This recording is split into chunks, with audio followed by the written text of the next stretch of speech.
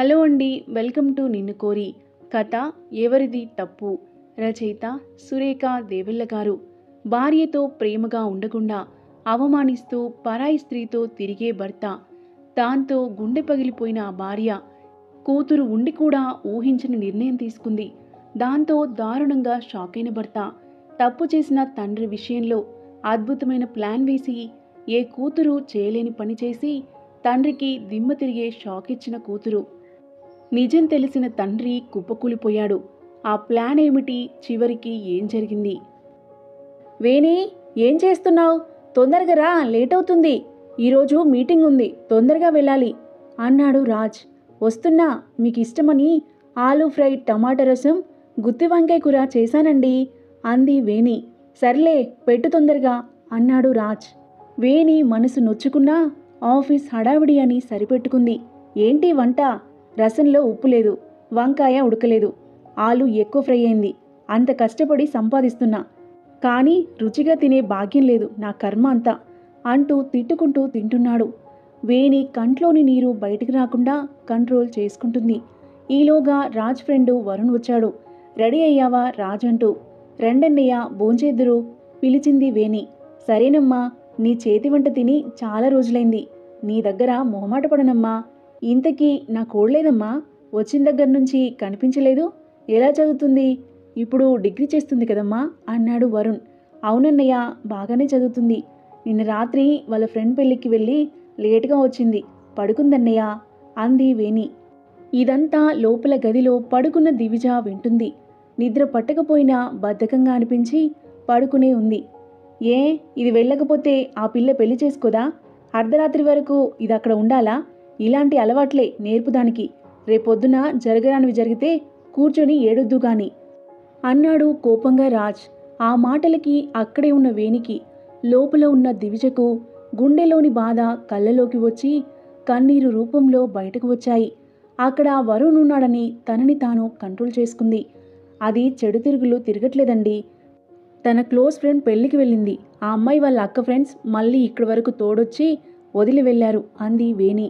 అలాగే వెనకేసుకునిరా, అది ఇంకా నెత్తికెక్కుతుంది. కొంచెం కంట్రోల్లో పెట్టడం నేర్చుకో అంటూ చేతులు కడుక్కోవడానికి లేచాడు రాజ్. వరుణ్ రాజ్ పద్ధతిని గమనిస్తూ మౌనంగా ఉన్నాడు. ఇంకొంచెం వేసుకోండన్నయ్య అంటూ వడ్డించింది వేణి. వద్దమ్మా, చాలు. నీ చేతి వంట అద్భుతం. రాజ్, నువ్వు లక్కీరా అన్నాడు చేతులు కడుక్కుంటూ వరుణ్. వేణి ముఖంలో చిన్న ఆనందం వచ్చింది. రాజ్ వంక చూసింది.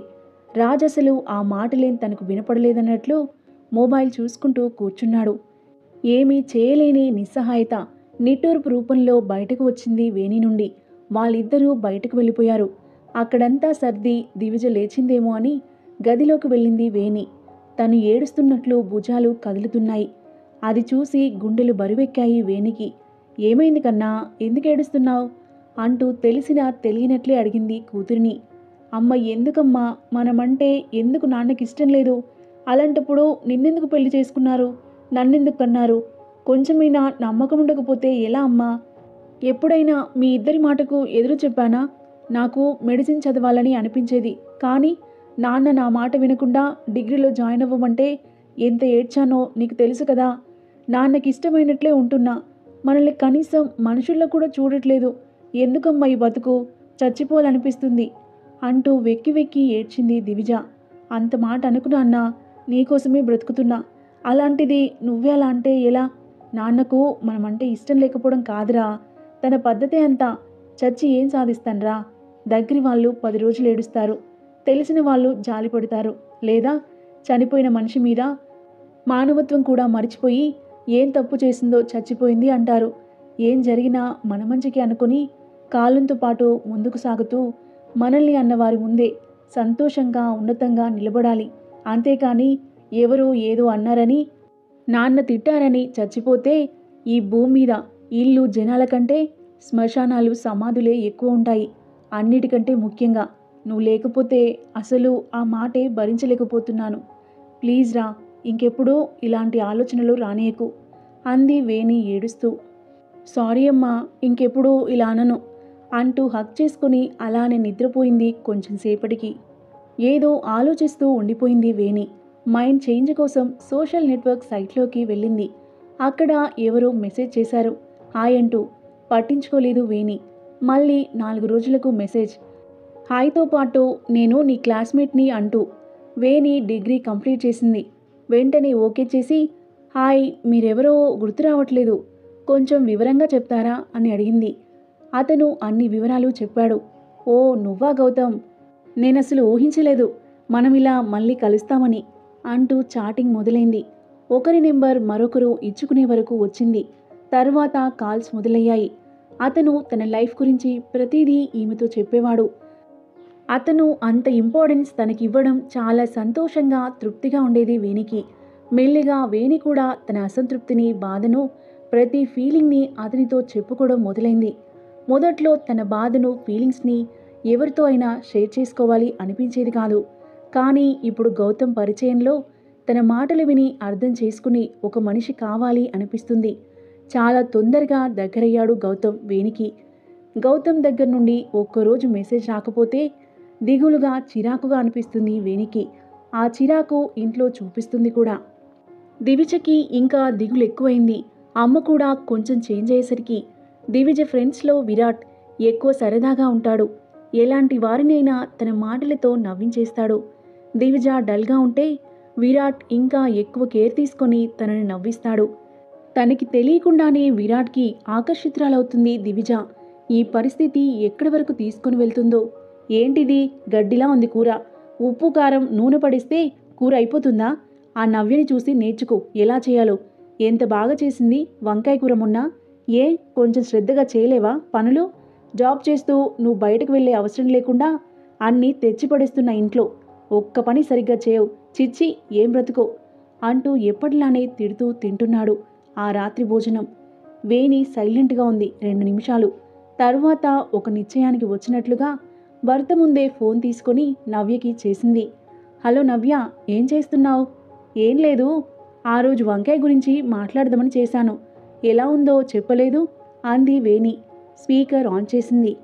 ఆ వేణి, నువ్వు పంపిన కూర చాలా బాగుందే. మా వారు పిల్లలు ఒకటే పొగిడారు నిన్ను. మొన్న నువ్విచ్చినప్పుడే నీకు ఫ్యాన్స్ అయిపోయారు వాళ్ళు. సూపర్ ఉంది అంది నవ్య. అది విన్న రాజ్మోహం మాడిపోయింది. థ్యాంక్ యూ నవ్య, బాయ్ అంటూ కాల్ కట్ చేసింది. భర్తతో, చెప్పండి ఇప్పుడు. అప్పుడు చేసింది నేనే, ఇప్పుడు చేసింది నేనే. అందరికీ నచ్చింది, మీకెందుకు నచ్చట్లేదు? ఏ పని చేయట్లేదా? ఏం చేయట్లేదు? ఇంటి పనంతా ఒక్క చేత్తో చేసుకొని వస్తున్నా. నేనేమీ తేరగా తిని కూర్చోవట్లేదు. అన్నీ తెచ్చిపడేస్తున్నారా? ఏం తెస్తున్నారు? కూరగాయలు, కిరాణా తెచ్చేస్తే అంతా చేసేసినట్లా? మీరేమీ చేయనవసరం లేదు. నాకు డబ్బులు ఇవ్వండి. మీకు ఇబ్బంది లేకుండా నేను మేనేజ్ చేస్తాను. అంతేగాని ఇలా ఇంత దారుణంగా చూడడం, ఈ మాటలు నేను భరించలేకపోతున్నాను అంది వేణి. ఏంటి నోరులేస్తుంది? నీ బాబు సంపాదించిందేమైనా మూలుగుతుందనుకుంటున్నావా? నీ ఇష్టం వచ్చినట్లు చేయడానికి ఇన్నాళ్ళు నోరెత్తం దానివి. ఈరోజు మాటలు వదులుతున్నావు. ఏం చూసుకొని ఇంత పొగరు అన్నాడు రాజ్ ఆవేశంగా. ఏం చూసుకొని కాదు, నేను మనిషిని అని గుర్తొచ్చింది. మీరు భార్యకి, కూతురికి ఇవ్వాల్సిన కనీస మర్యాద, ప్రేమ ఇవ్వకపోవడం తట్టుకోలేక వచ్చిన మాటలు. అసలు విషయాన్ని దాటవేసి నా పుట్టింటి వారిని ఇందులోకి లాగి అరిచినంత మాత్రాన మీ తప్పులు ఒప్పులైపోవు. చూడండి, మమ్మల్ని ఆడవాళ్ళుగా, మీ కుటుంబంలోని సభ్యులుగా విలువ ఇవ్వకపోయినా పర్వాలేదు, కానీ కనీసం మనుషుల్లా చూడండి. ఒక మనిషికి ఇచ్చే కనీసం మర్యాద ఇవ్వండి. అది చాలు మాకు. మిమ్మల్ని చేసుకున్న భాగ్యానికి ఆ ఒక్క వరం ఇవ్వండి చాలు అంటూ కూతురు గదిలోకి వెళ్ళిపోయింది. రాజ్ ఈ పరిస్థితిని జీర్ణించుకోలేకపోతున్నాడు. తను ఎన్ని అన్నా నోరెత్తేది కాదు. తనకు బయట ఎదురైన చిరాకులన్నీ తన మీద చూపించి శాంతించేవాడు. కానీ ఇప్పుడు పరిస్థితి తారుమారైంది. కోపంతో బుసలు కొడుతూ తన గదిలోకి వెళ్ళిపోయాడు. కూతురి గదిలోకి వెళ్ళిన వేణిని, అమ్మా నువ్వేనా అసలు? సూపర్ అమ్మా, భలే అడిగావు తెలుసా? నువ్వలా డాడీని అడుగుతుంటే నేను తీన్మార్ డ్యాన్స్ చేసా ఇక్కడ తెలుసా? ఫస్ట్ నుండి నువ్వు ఇలా ఉండి ఉంటే ఇంకా బాగుండేది కదా. పోనీలే, ఇప్పటికైనా నీలో ఉన్న సింహాన్ని నిద్రలేపావు. వెరీ గుడ్ అమ్మా అంటూ మునగ చెట్టు ఎక్కించేసింది వాళ్ళ అమ్మని. అవునమ్మా, ఇంతకీ నాకు డౌటు, నిజంగా కూర బాలేదు అన్నందుకే అంత క్లాస్ తీసుకున్నావా? నిజం చెప్పు అంటూ అడిగింది వాళ్ళ అమ్మని దివిజ. కూతురి మాటలకి నవ్వొచ్చి నవ్వేసింది వేణి అంత బాధలోనూ. ఇంక చాలే ఆపవే, మరీ ఎక్కువ చేస్తున్నావు. నీకు వాగుడు ఎక్కువైంది ఈ మధ్య. నువ్వు మరీను. ఆ మాత్రం దానికి కోపం వస్తుందా? ఇన్ని సంవత్సరాల బాధని ఎలా బయట పెట్టాలో అర్థం కాక ఆ సందర్భాన్ని వాడుకున్నా, అంతేరా. అయినా నేను మనిషినే కదరా. నేను వండింది నా భర్త తృప్తిగా తినాలని, నాకొక విలువ ఇవ్వాలని కోరుకోవడంలో తప్పులేదు కదరా. ఆ బాధంతా అలా బయటకు వచ్చేసింది ఈరోజు అంది వేణి. అవునమ్మా, ఐఎమ్ వెరీ హ్యాపీ టుడే అంటూ హగ్ చేసుకుంది వాళ్ళమ్మని. చాలా కాలం తరువాత ఇద్దరూ హాయిగా నవ్వుకున్నారు. రాజ్ తన ఫ్రెండ్ వరుణ్తో ఆఫీస్ క్యాంటీన్లో కూర్చున్నారు. జరిగిన విషయమంతా చెప్పాడు. ఇప్పుడు సడన్గా ఎందుకీ మార్పు? నాకు అర్థం కావట్లేదు వరుణ్ అన్నాడు రాజ్. రే, ఎంత భార్య అయితే మాత్రం ఆమెకో స్థానం విలువ ఉండాలి అనుకుంటుంది కదా. ఎన్నాళ్ళని భరిస్తూ పోతుంది. సహనానికైనా హద్దుంటుంది. అయినా ఆమె తప్పుండి ఏమైనా అన్నావంటే అనుకోవచ్చు. కానీ ఏ తప్పు లేకుండా అలా మాటలతో హింసిస్తూ ఉంటే ఎన్నాళ్ళని భరిస్తారు? నీది కనిపించిన టార్చర్. నా చెల్లెలు అమాయకురాలు కాబట్టి ఇన్నాళ్ళు భరించింది. పిల్లిని అయినా గదిలో పెట్టి కొడితే పులి అవుతుందిరా, గుర్తుంచుకో అన్నాడు వరుణ్. రాజ్ ఏం మాట్లాడకుండా సైలెంట్గా ఉన్నాడు. ఇంతలో హాయన్ను పిలుపు వినిపించింది. ఇద్దరూ తిరిగి చూశారు. అక్కడ ఒక అందమైన అమ్మాయి నిలబడి ఉంది. చాలా పాష్గా ఉంది. రాజ్కి ఆ అమ్మాయిని ఎక్కడో చూసినట్లుగా అనిపిస్తుంది. కానీ గుర్తు రావట్లేదు. హాయ్ రాజ్, నన్ను గుర్తుపట్టలేదా? నేను అవంతిని, ఎఫ్బీలో ఫ్రెండ్ని. రోజు చాట్ చేసుకుంటున్నాం కదా అంది ఆమె. అవును కదా. నువ్వు నీ పిక్స్ పెట్టింది తక్కువ కదా, అందుకే పోల్చుకోలేదు. రా కూర్చో అన్నాడు రాజ్. మిమ్మల్ని డిస్టర్బ్ చేశానా? ఇంతకీ ఈయనెవరో పరిచయం చేయలేదు అంది అవంతి. లేదు, తను నా ఫ్రెండ్ వరుణ్. వరుణ్, తను అవంతి నా ఫ్రెండ్ అంటూ ఇద్దరిని ఒకరికి ఒకరిని పరిచయం చేశాడు. ఇద్దరూ హాయ్ అంటూ పలకరించుకున్నారు. తరువాత ఇది నా విజిటింగ్ కార్డ్, ఎప్పుడైనా మాట్లాడాలి అనిపిస్తే కాల్ చేయొచ్చు అంటూ రాజ్ని చూసి అదోలా నవ్వింది. రాజ్ మెరుస్తున్న కళ్ళతో ఓ ష్యూర్, ఇది నా విజిటింగ్ కార్డ్ అంటూ తనది అందించాడు. ఓకే బాయ్ అంటూ వెళ్ళిపోయింది అవంతి. అవంతి ఇచ్చిన విజిటింగ్ కార్డ్నే చూస్తూ తనలో తనే నవ్వుకుంటున్నాడు రాజ్. అక్కడ వరుణ్ ఉన్నాడన్న విషయమే మర్చిపోయాడు. రాజ్ ముఖంలో దాగని సంతోషం, ఏదో సాధించినట్లుగా మాటిమాటికి పెదవుల మీదకి చిరునవ్వు వచ్చేస్తుంది. ఇదంతా గమనిస్తున్న వరుణ్కి రాజ్ ప్రవర్తనలో తేడా అర్థమవుతుంది. కూతురు పెళ్లిడికొచ్చిన ఈ వయసులో రాజ్ టీనేజర్లా బిహేవ్ చేయడం నచ్చలేదు. ఇక తప్పదని తానే కదిలించాడు. రాజ్, రాజ్, ఎవరు ఆ అమ్మాయి? నీ ప్రవర్తనలో తేడా కనిపిస్తుంది. జాగ్రత్త రాజ్, నీకు పెళ్ళైంది, పెళ్ళిడికొచ్చిన కూతురుంది. ఇంట్లో అంత అందమైన మంచి భార్యని పెట్టుకుని నువ్విలా పక్కదారి పట్టడం నీకే మంచిది కాదు, గుర్తుపెట్టుకో అన్నాడు వరుణ్. ఇంక చాలా ఆపరా. అమ్మాయితో కొంచెం సరదాగా మాట్లాడితే అలా తప్పుగా అనేసుకుంటావా? చాచా, ఆ మాత్రం నమ్మకం లేదా నా మీద? ఇన్నేళ్లలో ఇంతేనా నువ్వు నన్ను అర్థం చేసుకున్నది అన్నాడు రాజ్. రాజ్, నేను నీ భార్యని కాదు. నువ్వు చెప్పే కహానీలన్నీ నమ్మడానికి మీ ఇద్దరి బిహేవియర్ చెప్పేస్తుంది. మీ మధ్య చనువు ఎక్కడి వరకు వెళ్ళిందో. ఇలాంటివి ఎప్పటికైనా నిన్ను ముంచేస్తాయి, తెలుసుకో అంటూ అక్కడి నుంచి వెళ్ళిపోయాడు. రాజ్ కొంచెం షాక్ తిన్నా వెంటనే తేరుకున్నాడు. ఇప్పుడు అతని కళ్ళ ముందు అవంతి రూపం మాత్రమే కనిపిస్తుంది. వేణి, గౌతమ్ ఫోన్లో మాట్లాడుకుంటున్నారు. జరిగిందంతా చెప్పింది గౌతమ్కి. ఎవరికి వారు కోరుకున్న జీవితం దొరకదు. దొరికిన జీవితాన్ని వారికి ఇష్టమైనట్లుగా మార్చుకోవాలి. అంతేకాని పరిస్థితులను నిందించుకుంటూ కూర్చోకూడదు. జరిగిందేదో జరిగింది.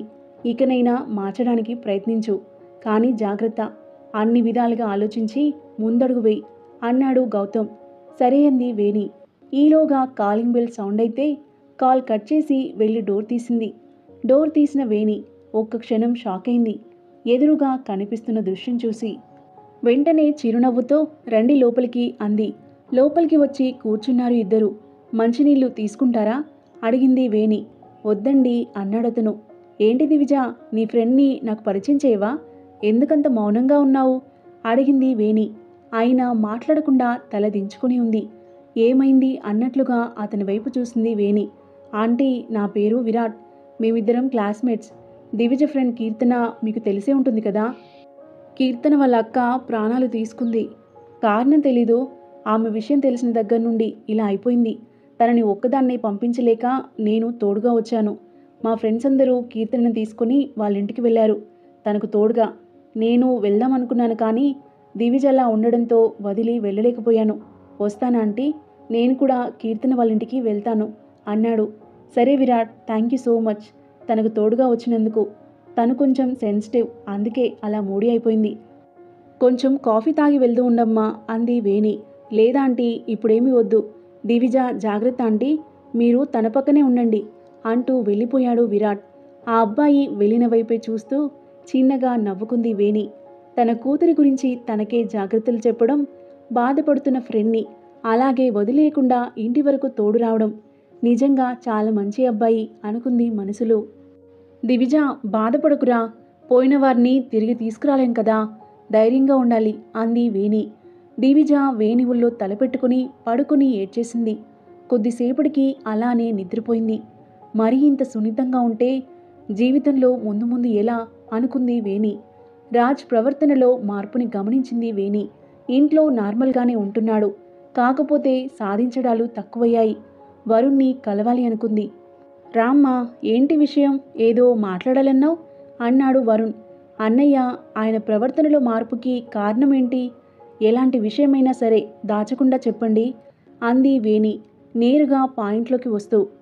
ఈ మధ్య మీడియాలో పరిచయమైన ఒక అమ్మాయితో ఎక్కువ చనువుగా ఉంటున్నాడు. నేను హెచ్చరించాను కూడా ఇలాంటివి మంచిది కాదని, కానీ నా మాట వినట్లేదమ్మా. ఫుల్గా ఆ అమ్మాయి మత్తులో కూరుకుపోయాడు అన్నాడు వరుణ్. 2 నిమిషాలు మౌనంగా ఉండి తర్వాత ఇలా అడిగింది.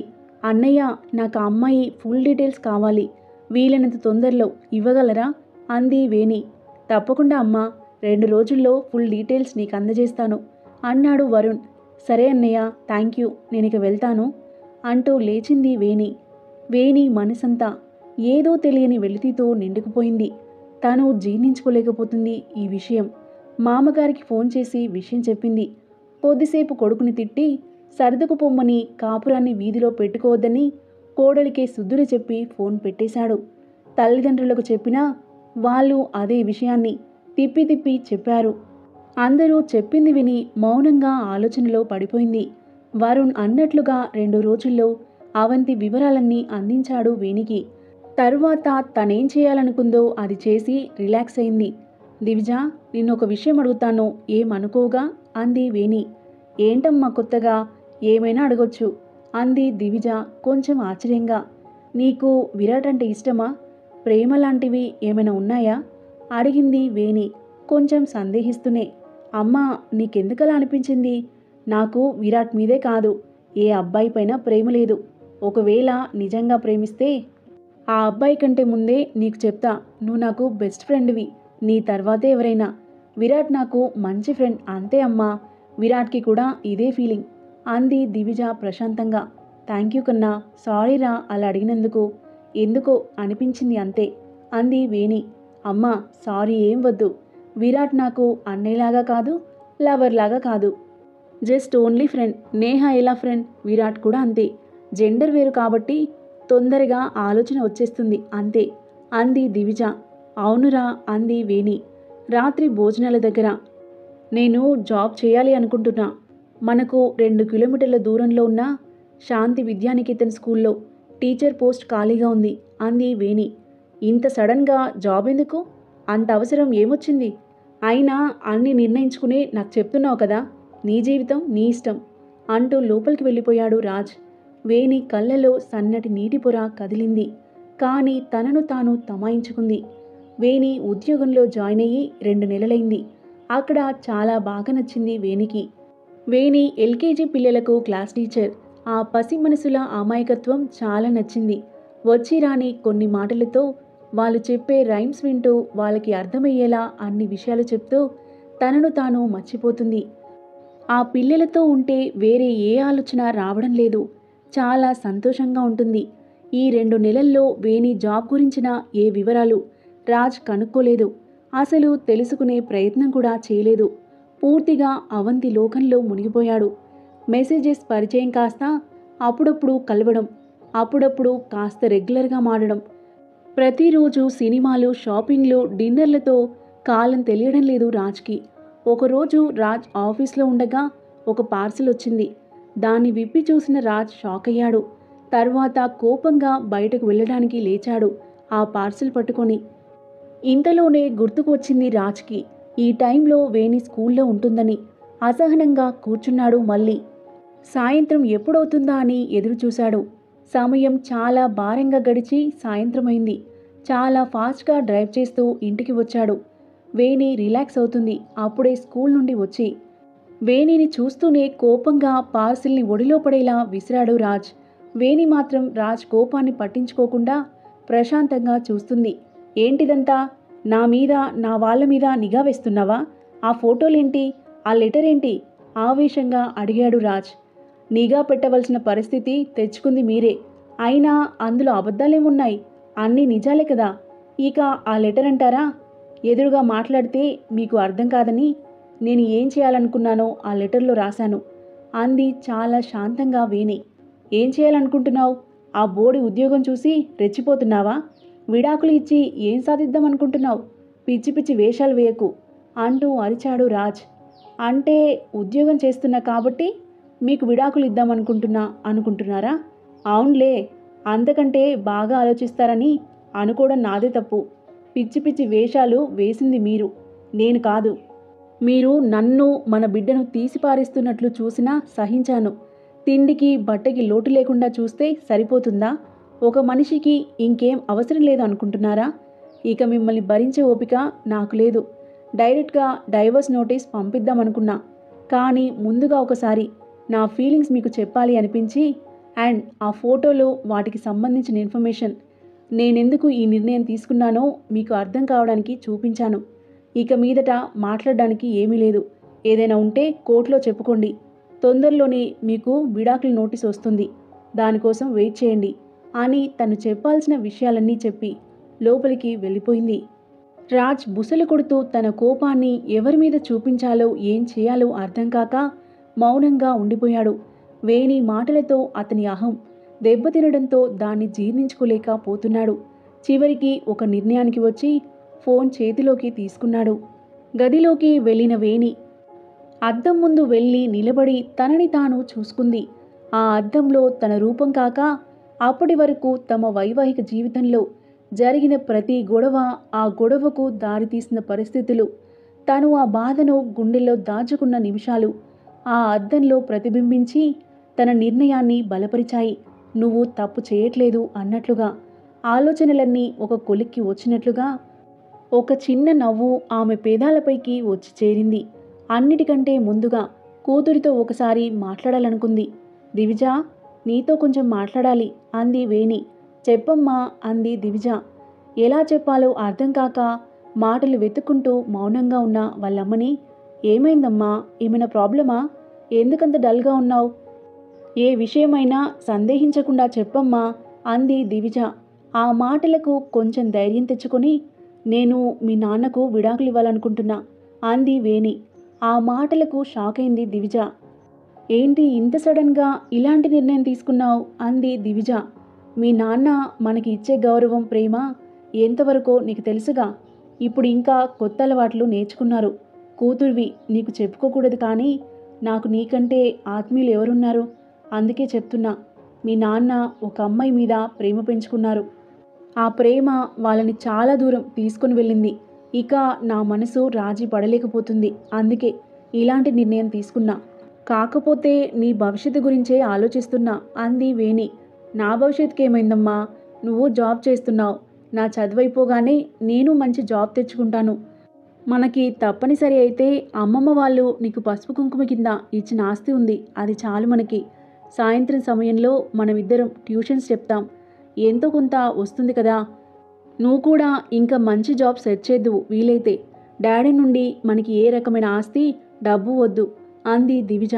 ఆ మాటలకు ఆశ్చర్యపోయింది వేణి.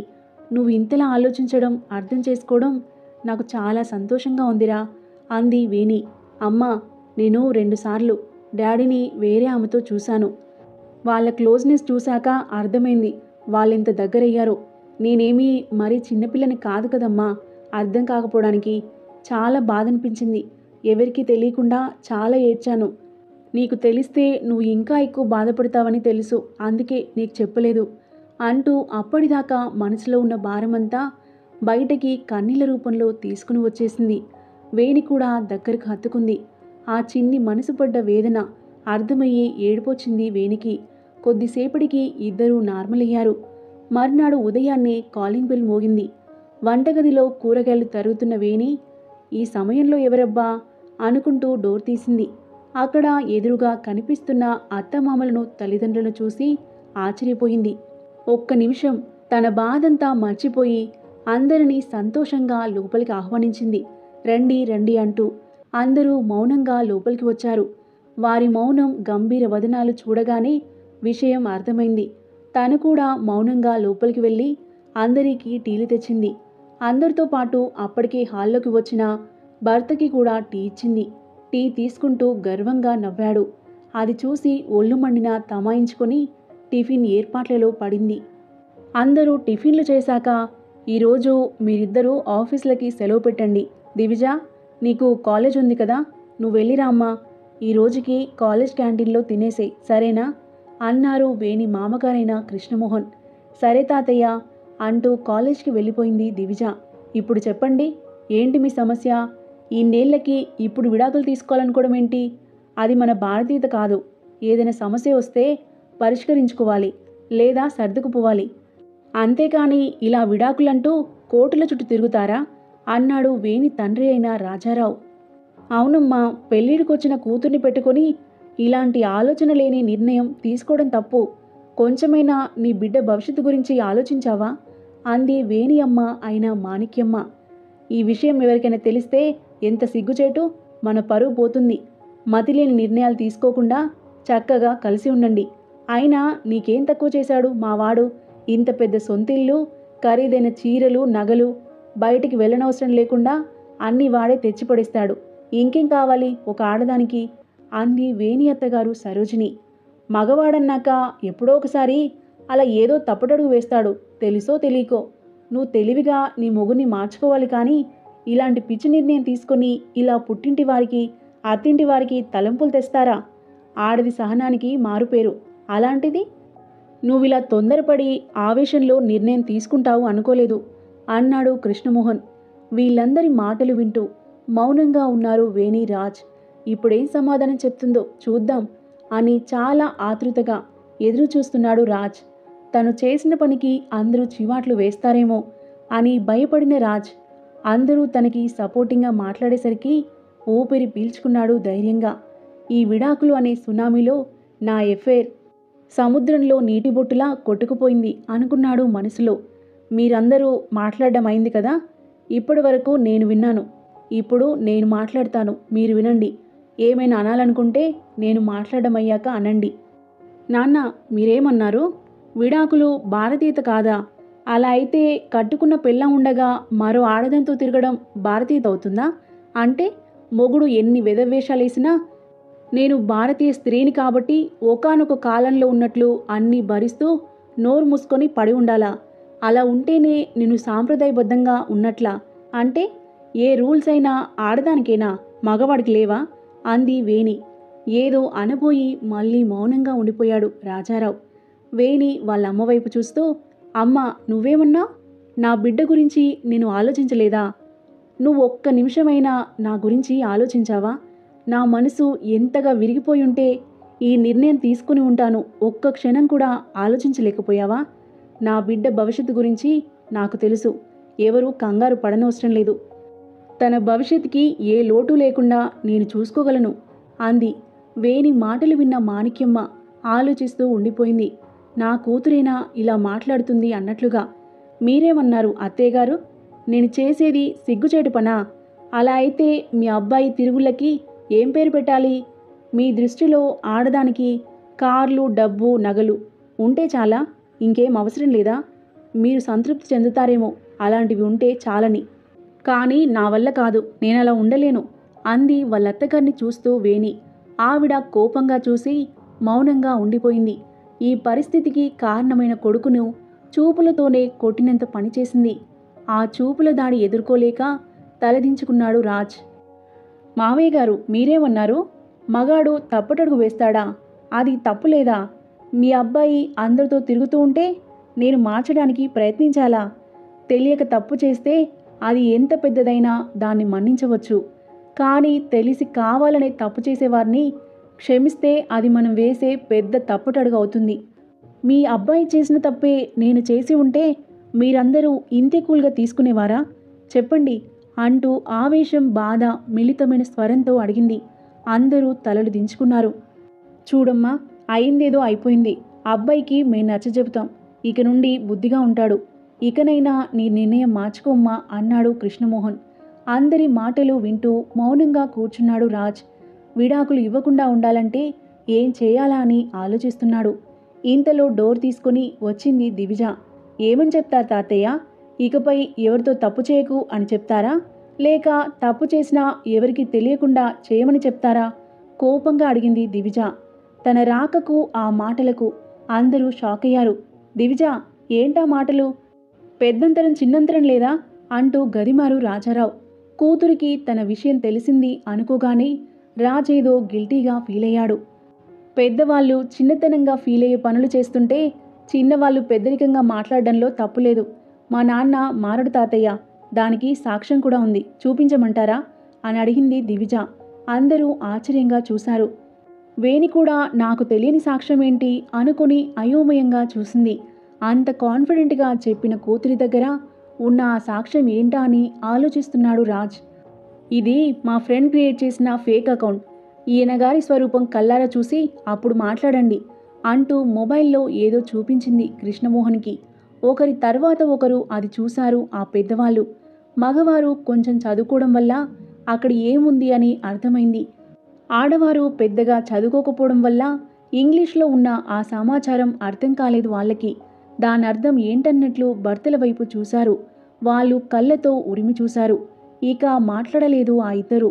మొబైల్ తల్లి చేతికి ఇచ్చింది దివిజ. కొంచెం వణుకుతున్న చేతులతో అందుకొని చూసింది. అది పూర్తిగా చదివిన వేణి కళ్ళలో ఆపాలనుకున్న ఆగని కన్నీళ్లు ప్రవాహంలా బయటకు వచ్చేశాయి. రాజ్కి కూడా ఇచ్చింది మొబైల్. ఆ అకౌంట్ పేరు చూడగానే దిమ్మెరపోయాడు రాజ్. ఇందులో డాడీ ఆ అమ్మాయితో చేసిన చాటింగ్ ఉంది. 4 రోజుల్లోనే ఆ అమ్మాయికి ఐ లవ్ యూ చెప్పేశారు డాడీ. వయసులో ఉన్న ఇద్దరు ప్రేమికులు ఎలా మాట్లాడుకుంటారో అలా ఉంది కదా చాటింగ్ అంతా. 2 రోజుల్లో కలవాలని కూడా అనుకున్నారు రాత్రి. నిజంగా అమ్మకి ఆయన మనసులో స్థానం ఉండి ఉంటే అమ్మ విడాకులు ఇస్తా అని చెప్పిన తర్వాత కూడా ఇలా మరొకరితో చనువుగా ఉండేవారా? ఆ చాటింగ్ పూర్తిగా చదవండి, ఎంత అసహ్యం అనిపిస్తుందో అంది దివిజ. మళ్ళీ తనే ఆ అకౌంట్ క్రియేట్ చేసింది ఒక అబ్బాయి, నా క్లాస్మేట్ అండ్ ఫ్రెండ్. మీ అందరికీ తెలియడం కోసం చెప్తున్నా అంది. అక్కడున్న పెద్దవాళ్ళు రాజ్ని చీకొట్టి, మీ ఇద్దరిష్టమిక, కలిసే ఉంటారో విడిపోతారో అంటూ నిస్సహాయంగా బాధపడుతూ వెళ్ళిపోయారు. ఆ ఇంట్లో ముగ్గురే మిగిలారు. దివిజ లోపలికి వెళ్ళింది. నన్ను క్షమించువేని, ఇంక ముందెప్పుడూ ఇలాంటి తప్పులు చేయను అన్నాడు. నేనంత సహనశీలిని కాదు, అంత క్షమాగుణం కూడా నాకు లేదు. మనసు విరిగిపోయాక మళ్ళీ అతకడం కష్టం. అందుకే దేనినైనా తెగే వరకు లాగకూడదు అంటారు. ఒక్కసారి తెగిపోయాక మళ్ళీ బలవంతంగా కలిపిన ఆతకు ఎప్పటికీ ఉండిపోతుంది. అలానే మనసులోని ఈ చెరగని గాయాలు జీవితాంతం ఉంటాయి. దగ్గర ఉన్నప్పుడే దేని విలువైనా తెలుసుకోవాలి. దగ్గర ఉన్నప్పుడు వజ్రం కూడా రాయిలా కనిపించి నిర్లక్ష్యం చేస్తారు.